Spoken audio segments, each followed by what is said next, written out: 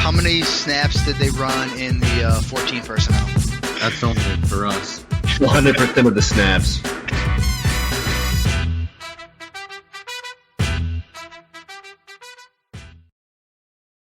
What's going on, everybody? Welcome into 14P Fantasy. I am your host, Justin Wright.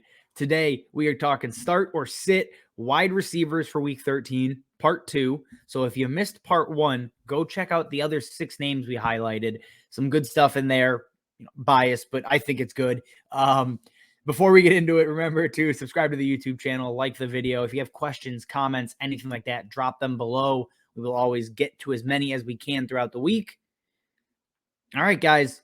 Number 1 on our list, we have Michael Pittman versus the Houston Texans, and he comes in as a wide receiver 1. And I understand, the last few weeks have been gross. The volume has dipped. But what we saw last week, especially against Tampa, while the production itself really wasn't there, he was back to seeing, a huge amount of targets. He saw 10 targets last week, and that's what I'm looking for. That's the kind of bounce back. That's the kind of volume he needs to bounce back. Now he gets Houston. Again, in Houston right now over the last month is 21st in points allowed, which means they're the 21st most difficult matchup, So not a difficult matchup by any stretch of the imagination. Very middle of the road. Carson Wentz, another guy that's going to be featured on our QB starter sit episode. I just think this is a big Colts game, and obviously JT is going to do JT things. If Michael Pittman can get one of those touchdowns or, work in the middle of the field, I think, again, there is potential to finish as a top 12 wide receiver in Week 13. Number 2 on our list, we got T. Higgins versus the Chargers. And this matchup is gross. I mean, the Chargers defense is they funnel to the run. We all know that. They're terrible against teams on the ground. Everybody knows it. It's going to be a Big Joe Mixon day, most likely. But right now, the over-under is sitting at 50.5. Points are going to be scored. The Bengals are favored. So, again, they obviously anticipate Joe Burrow having success, who I think comes in as a borderline top 12 QB. Obviously, Jamar Chase, and then T. Higgins as well should get some of that runoff. T. Higgins has been solid. The last 5 weeks, he's seen 6+ targets 4 of 5 times. He's got 1 game under 13 points. And obviously coming off of his biggest game of the season where he broke 20 points, he finally got into the end zone. That regression came for him. And I wouldn't be surprised if he finds the end zone again this week. Again, I'm never going to stat in a guy locked and loaded touchdown score. So because of that, he comes in as a flex, but he's a very high-end flex as far as I'm concerned. If I have him, he is most likely in my lineups. All right, number 3, we got Rashod Bateman versus the Pittsburgh Steelers. He's a sit. I'm forced to start him in a league, and I don't love it. I would prefer not to be playing Rashod Bateman anywhere. And it's not even so much to do with Rashod Bateman and the Steelers defense, but Lamar Jackson historically against the Steelers is just it's a bad recipe. They understand how to scheme Lamar Jackson. They understand how to play him. And yes, no Joe Hayden, so that could be a bump for Bateman and obviously Hollywood Brown.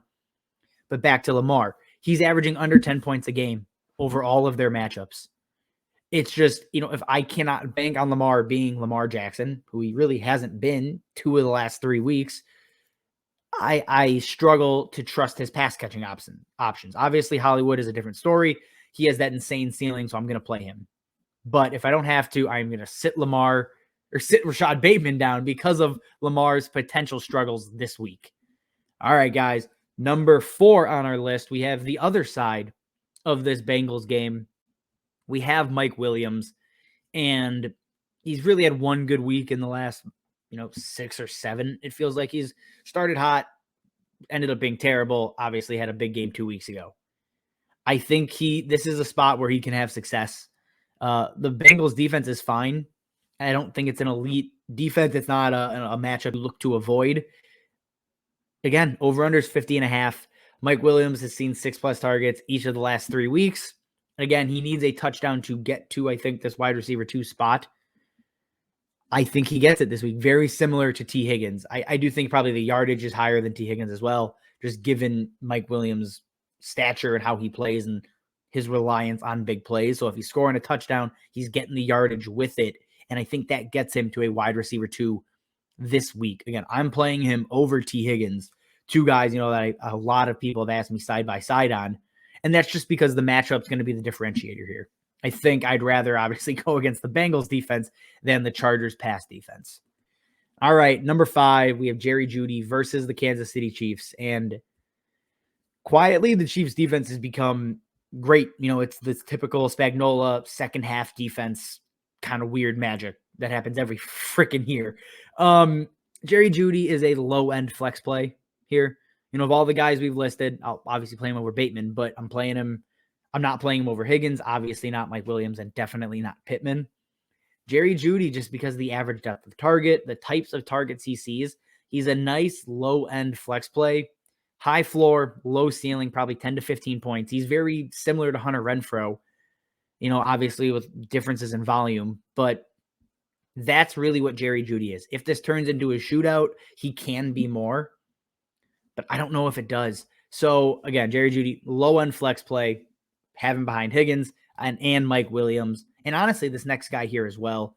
Number 6, we have Chase Claypool versus the Baltimore Ravens. Didn't even mean to stack 2 games in this, but here we are. Chase Claypool comes in as a flex play, and I get the Ravens defense it's very solid.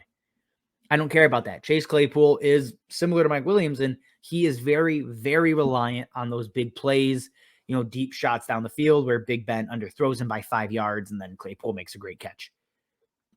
If you need big plays, well, you get him against Baltimore. They lead the league, per Sharp Football. I'm not statting this myself. Per Sharp Football, they lead the league in giving up the most explosive pass plays. They are one of 2 teams that have given up over 50 this season. And that comes out to, they're allowing 4.5 a game, which means Chase Claypool and Deontay Johnson are both going to have their opportunities. So that is where, when I'm trying to differentiate these kind of flex plays, that's one of those indicators. Chase Claypool could have a big day. That is where, I'm going to take the shot on the upside there for sure. And again, even if he doesn't get those big plays, the last 2 weeks, 17 total targets, 8 targets, 9 targets. That's solid. He doesn't need to have a big play, although I do think he gets 1 or 2 shots this week against Baltimore.